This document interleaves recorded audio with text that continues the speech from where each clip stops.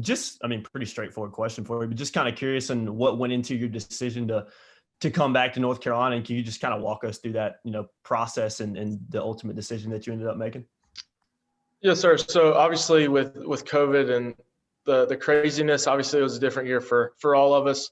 Um, Obviously being at Furman for 3 years, it's a lot different environment being at a smaller school. So the grad program that I'm in is sports administration. So it's a 2-year track anyway. So even if I would have had a good year and pursued the NFL, I'd still have come back. My mom's a teacher, so education is going to be super important. So I was going to finish that, especially with it being paid for. Another big reason is just the team that's coming back. It's definitely a caliber team that's definitely going to compete for ACC championship and on into the playoffs.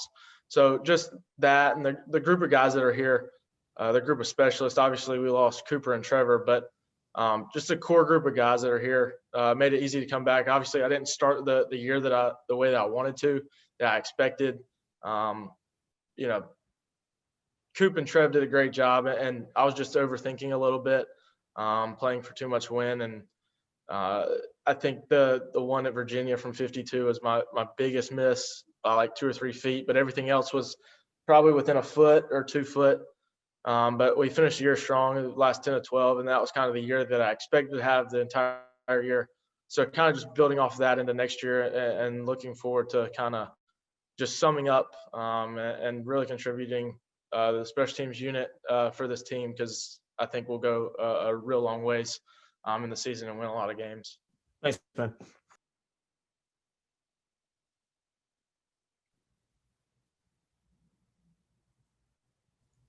Sorry, Ross, you're up. Hey, Grayson.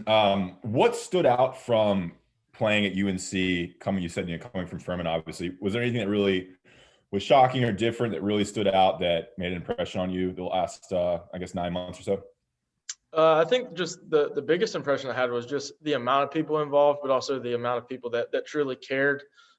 There's so many moving parts at a Power 5 football department, just with the people involved. Obviously, from a team perspective, the bodies are a lot bigger, and just the numbers, obviously, with scholarships and stuff. But just the moving parts and how much people are involved from day to day was a lot different. I think at Furman, we were kind of left to ourselves until we kind of stepped into the football facility.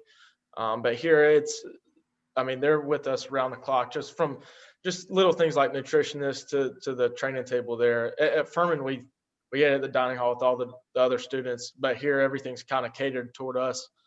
So I think that was the biggest thing. Obviously, ACC is a lot different than being in the SoCon, but I think just the amount of people that are involved, the amount of connections that are here, is a real big thing for me, obviously, moving forward. So I think that was some of the biggest differences from UNC to Furman. Yeah, and real quickly, what are some things you're really looking forward to working on in the offseason? I mean, if you want to kind of get into the technicalities of your kicking and things that you're really improving on strength-wise or whatever you need to focus on. Yeah, so one of the big things I think, and we've kind of already started this, right now it looks like the operation that I feel most comfortable with is obviously Ben's going to be the holder. Obviously last year I had Trevor Collins snapping it and Coop holding, but we came in the summer, but then we kind of had that COVID outbreak. So we had to basically take a timeout for 2.5, 3 weeks almost, which led right up to fall camp. So I don't think we really had that chemistry going into fall camp. But now we have spring and summer and a fall camp with Ben and Drew Little and Ben Kiernan, who will probably be the snapper and holder. We already went out Wednesday actually and got some work in for about an hour, and the operation feels good. Obviously, I think I didn't strike any balls bad. Obviously, I slipped a little bit with the 22-yarder that, that's unacceptable against NC State, but I really didn't hit the ball bad the entire year. I struck the ball the way that I wanted to. I was playing the wrong spots. I think I was just overthinking a lot of it. Obviously, with some of these bigger stadiums, there's a little bit more wind, and some of it too was playing in the SoCon for 3 years. I was used to those stadiums, So it didn't matter if we were a visiting team. I knew what those wins were going to do. Or if I didn't, I knew pretty much all the kickers and the SoCon. So I would kind of know that. Obviously, being in the ACC, I know some of the guys at Wake and NC State. At Clemson, we didn't play there, but just the familiar, the comfortability, I guess, just not overthinking. I think that's just going to be one of the big things in the offseason. I think just the amount of being comfortable, I think will increase a lot.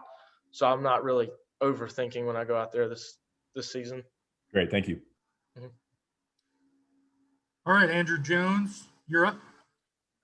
Grayson, you started to answer one of my questions. I have a two-part question for you. What is the biggest difference kicking at this level as opposed to being in the SoCon? And the other part of that question, also alluding to what you said a few minutes ago about that period where you didn't have time with the guys to kind of continue to refine things. Was that the biggest reason that maybe you didn't get off to the start that you wanted to, and why you kicked better later in the year because you guys eventually had that time together?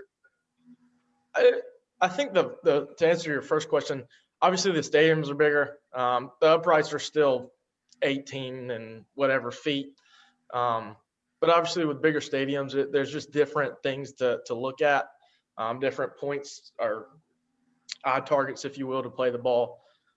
There's bigger bodies, but I've never really struggled to get the ball up. So that wasn't it. The op times are about the same. We try to run it 1-2-5, and that hasn't really changed. So I just think that, and just trying to get comfortable, I guess, with some of it, just trying to figure out wins. And I overcompensated sometimes where I didn't need to. And me and Coach DeWitt have talked about that. A good ball cuts through wind. So I don't really need to play as much wind as I need to. To answer the second part of your question, with the comfortability, I think it's just reps over time. Obviously, I got here in the summer, and then we kind of had that outbreak, so I lost a little bit of it. We had a shortened fall camp because we started classes like 4 days later. So I think that was some of it. But they did a great job all year. I just think it was me. With Trev and Coop, there wasn't any bad snaps or bad holds. I think it was just me overcompensating for wind. And, again, I didn't hit any bad balls. It was just overcompensating, kind of overthinking. Thank you. Appreciate it.